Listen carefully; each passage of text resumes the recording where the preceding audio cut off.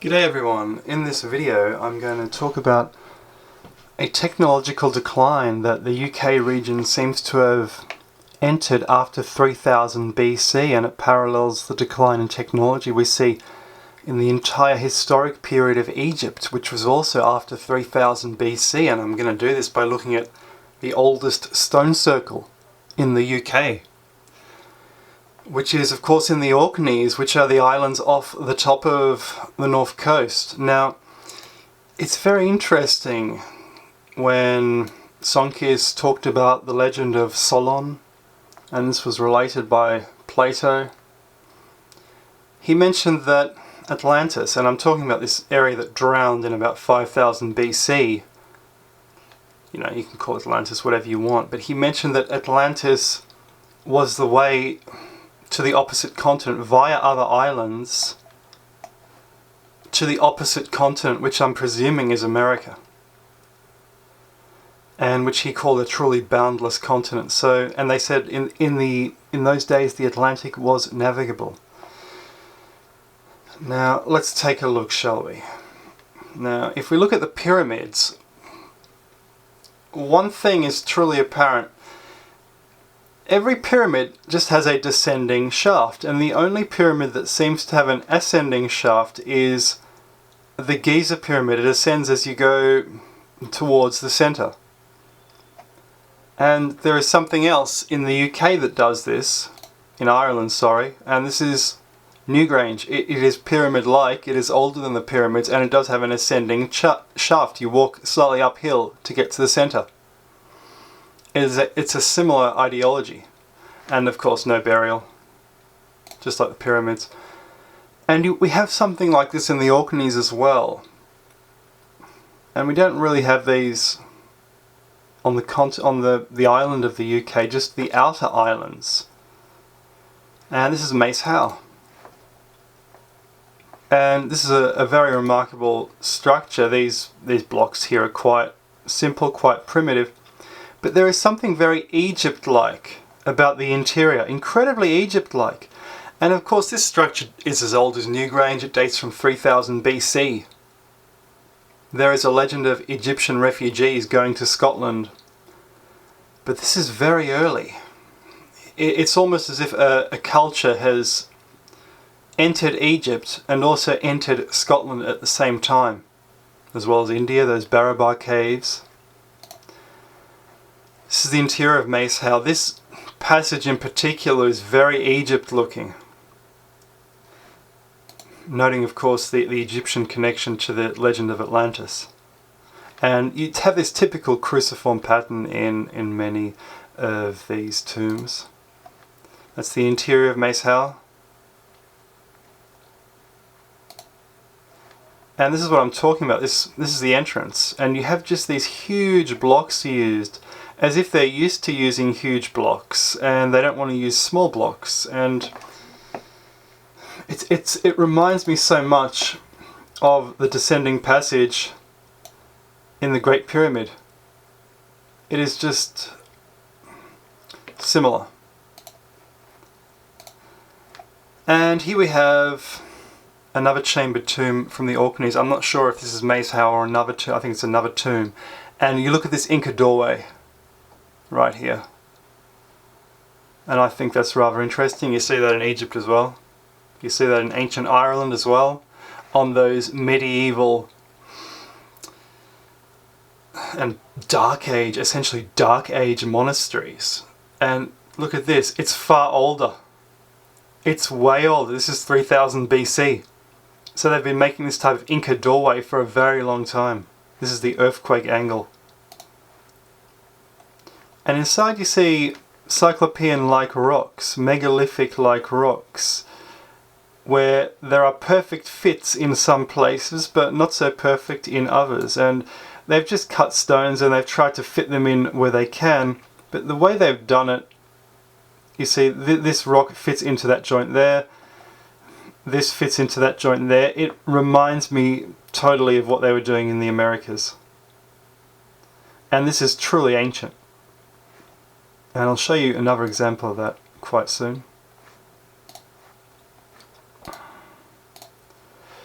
And of course the Vikings were here as well. And they adopted this for their religion. The whole thing could have been a pre-Viking, proto-Viking anyway. And they fit this into their religion, and they put their scroll everywhere. This is... See, the alphabet is very old. It comes from Egyptian characters, not from Phoenician characters like they say. The Phoenicians were just one derivative of this universal alphabet, which was essentially everywhere. And it was in Scandinavia as well. It's very Malta-like, this interior. And here we have one of the smoking guns of what this video is all about. And if we look at this, this is the circle of Stenness, and this is the oldest stone circle in England. And you look at the cuts, look at the perfect cuts. This was done with a saw.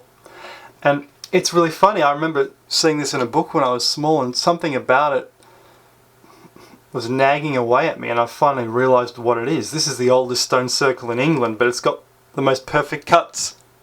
So there's been a decline in civilization after 3000 BC in the UK. Has it been declining since 5000 BC when they sank beneath the waves, when the sea drowned them, drowned all their outlying lands?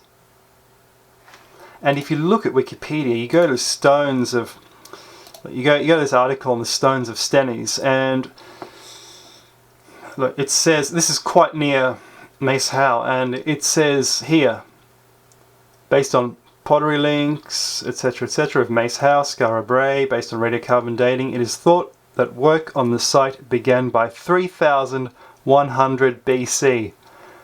And that is, of course, the so-called beginning of history, when Dynasty Zero appeared in Egypt, and when they had the highest level of technology.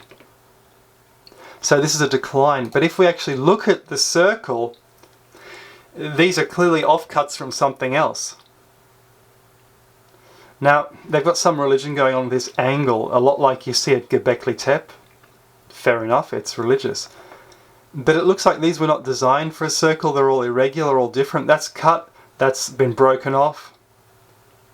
And you look at the cuts here, there's one there, there's one there.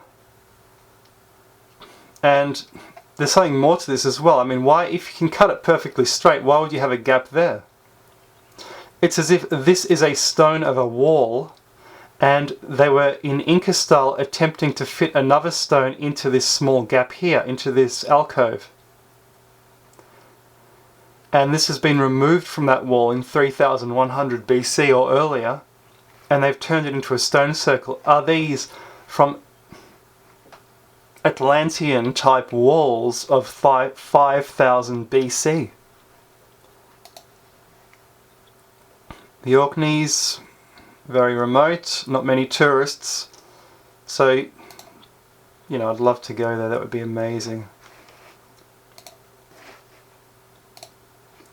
And again, you look at the stones of Stenness and you look at that cut there. This shows it even better. There's one cut there, there's one there, and then there's another one there.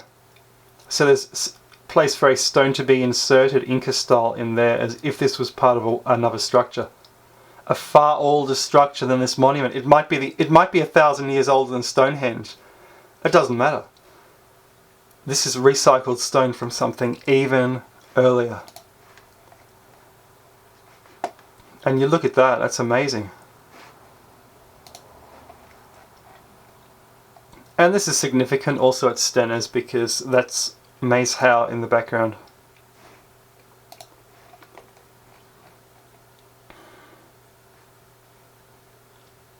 Way better than Stonehenge, way better. And nearby you have this ring of Brodgar, and they don't know how old this is. They're working on it. No one knows. If you look at Wikipedia, it actually says that it's rather... Actually, yes, they don't know how old it is.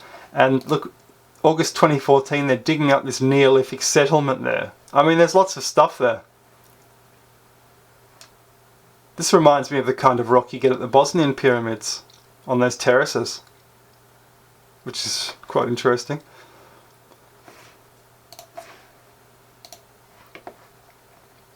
And again, this is the Ring of Brodgar. You look at this cut here, another stone would have been inserted in here. That's what this cut is for. And look at the face, look how smooth it is. These are the oldest stone circles in the UK. And these would have been everywhere in the UK, but being on these little remote islands, protected, you know, some nasty little entrepreneur couldn't come along and say, hey, I'll use this as a quarry. That's what happened everywhere else. And you look at this cut of Brodgar, this is amazing. And, you know, you look how old these things are. Far older than Stonehenge. Look at this stone back here, look at that cut. They've been literally cut with a saw. This is not just shoving spikes in and then waiting for the sun to heat it up and soaking it along wet joints. No. Look at that. Why did they need to get it so straight? These are from something else. And these are on the Hebrides. You might recognise this as Callanish. And these were apparently built by priests with feathers in their hair who arrived on boats, a seafaring race. But if you look at them, although the ideology is similar with these angles, they're very roughly done. They're done a lot like Stonehenge, in the same style. This is even called the Stonehenge of the North. But the technology has declined, and if you look at the dates of Callanish, it actually says that they date from about 2900. It actually says somewhere here. Here we go. The stone circle was set up between 2900 and 2600 BC. And there is a chambered tomb in the middle. And they've actually set it up like a cross. But it's like a Celtic cross. Is this the oldest Celtic cross in Britain? Or is it an Egyptian ankh? And of course in Egypt you have this. This is the Khafre Valley Temple just below the surface of the Giza Plateau. And there is a lot of talk that this is way older than the pyramids. It could date from a similar time. Thanks very much.